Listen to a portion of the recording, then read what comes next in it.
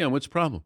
I feel like it's been a short time since we've had Rebecca Lowe on the show. Oh, you're cutting it close with this one. It's been a little while. It could get a little hairy. There's been Dan at Cheddar. I hate to interrupt you on your open, but Yeah, what's going on? something different with your hair today. Oh. And I've seen your hair more than anyone on earth, me, Seton, and Fritzy, over the past 20 years. I know every style, every cut. We've appreciated your hair more than anybody. Celebrated. I tried to go with the Steve Kerr look. Well, there's nothing wrong with that. Yeah. Yeah. Okay, here's the issue. Can I say something real quick? Okay. It looks a little tighter on the sides. It is. And maybe just a little looser peaked up top than historically. Spiky. And I'm checking my notes. I've never seen your hair like that. Okay. Right into it we go. And now, we go to the newsroom for an We IT cover the stories, Dan, wherever they are. The motto of our news team told is... us. We don't break I know. news. I know.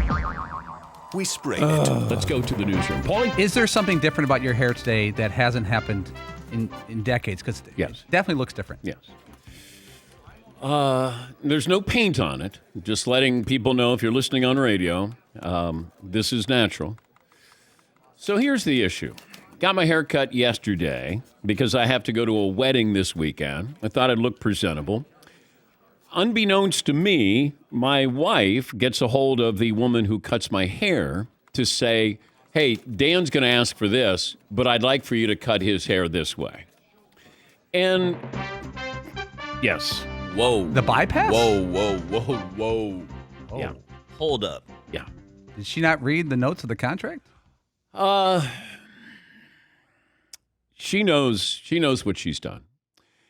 She was very proud of what she's done. This morning, she was like, I love your hair. I said, okay. Now, I could tell as we're, the conversation with the person who cuts my hair. Lisa's been doing it. She's a very nice woman. So we're just chatting. And I realized there's clumps that are falling in my lap. And I'm like, damn, I just said kind of a little bit just clean it up a little bit.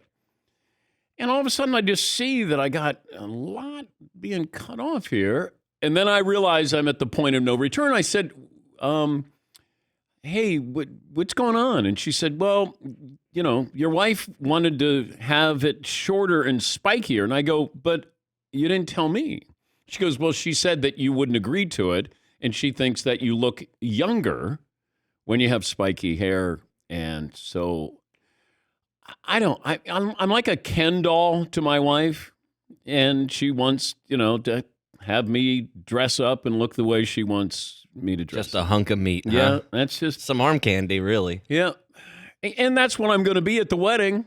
I think she wants me to look good for her. She's like, Dan, don't say anything. Just look hot. Yes. Just look hot, okay? Yeah. Don't say anything.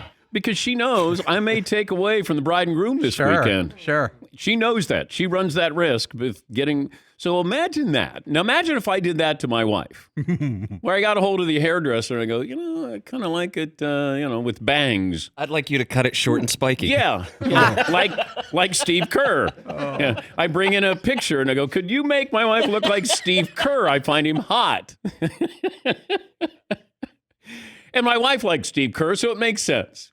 Yes, Paulie. Even though you may be pleased with the product, because it does look good. I didn't say I was pleased. Oh. Kerplunk? Was there a conversation at home about Very briefly. the end run? Very briefly, because I just said, got my hair cut. She goes, yeah, it looks good. I go, this isn't what I wanted. And she goes, yeah, I told Lisa that, maybe she should do it. You look younger, And So she admitted it to you? Yes, she did. Without being probed? No. I said, well, is this for you or is it for me? And she said, well, I do look at you more than you look at yourself. I go, I don't know about that. I'll second that one. As I stare up at the monitor to look at myself here. You got 8 monitors. Yeah. That's funny. Yes. I want to wrap this up. I just want to say, as your production team, I think we should have been consulted in this, because we have to. Your hair is a big part of our This product. affects our livelihood, too. Totally. I got kids to feed and to put through college. There's a domino effect here to this decision. Right. I just say maybe a meeting is in order going forward. Would like to say hello to those watching on Peacock. That's our streaming partner. If you'd like to check out my Steve Kerr tribute haircut, it's sweeping the nation. Now, one other time this happened, and that's when George Clooney had really short hair, and my wife thought, hey, why don't you get a haircut like George Clooney? You know the Emperor Caesar? I looked like it didn't go well. I mean, George Clooney, it doesn't matter what he does. He's still going to look great. Like sometimes I think Hollywood actors, the good-looking guys, they try to ugly themselves up to see if they still look great. Like Brad Pitt feels like he does that. And I said, no, this looks terrible. And, so now my wife has done this again. I don't know if our marriage is going to survive. It's 35 years. I don't know. Right now, touch and go. Yes, Paul. Can you imagine you walked into a lawyer's office and said, look, there was no infidelity. She didn't steal any of my money, but she messed with this. And you point to your hair. Yeah. And the lawyer goes, we have a case. Yeah, this is my moneymaker here. So why have you come into marriage counseling? Yes. Well, one time I was going to get my hair cut, and Sue called Yes. my stylist Yes. and told them, Sue, do you feel like that was an overreach? Yeah. Sue, tell us why Explain you did yourself. I just thought that I was going to make him younger looking and hotter. that. Do you feel like he's not young and hot? Yeah. Dan, how does that make you feel when you hear Makes Sue me- say that? Makes me feel old and not sexy. Yes, Paul. You know, tampering charges. It's a big story this week. And there's proven tampering. She tampered with the hairstylist to get this. Right.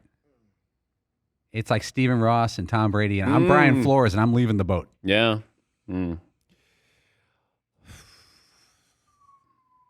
It'll grow out. It will. I mean, it'll take a couple of weeks. Yeah, Marv. You tell yourself that.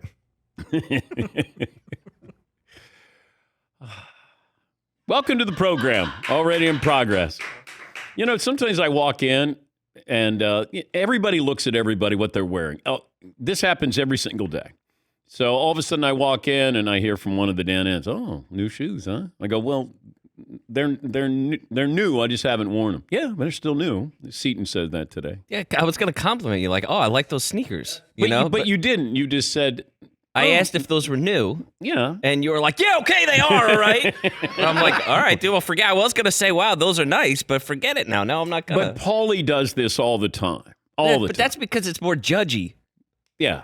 I'm more judgy? Yeah, Yes. Paul, Okay. Paul goes like, he gives you the once over, eyes Yeah. go up and down, and he's like, huh. And that's all you get, and you're like, fine, leave me alone. Well, I don't like to give my tell. I don't like to discuss your new pants or haircut. I save it for the show. But if Seaton walks in with like light beige pants, I can do an hour on that because he's never worn beige pants. That is true. Yes, Marv. I really love your sneakers. And you know what? We're going to do a look-in on this. The color scheme of your sneakers is something that needs to be in more team uniforms. Team uniform. Absolutely. That color scheme is underappreciated and underutilized. It has a Utah Jazz feel to it. You know, they do those uniforms with the colors as they go up. I feel like there's an era of Houston Astros, too, maybe to it. Astros, Nuggets, and maybe Utah. By the way, I thought maybe I would take away from the hair if I put on different shoes. Distract and Yes. overcome. Yes. Yes.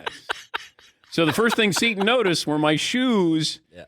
And then all of a sudden, I could tell when he was talking to me, he was staring at my hair.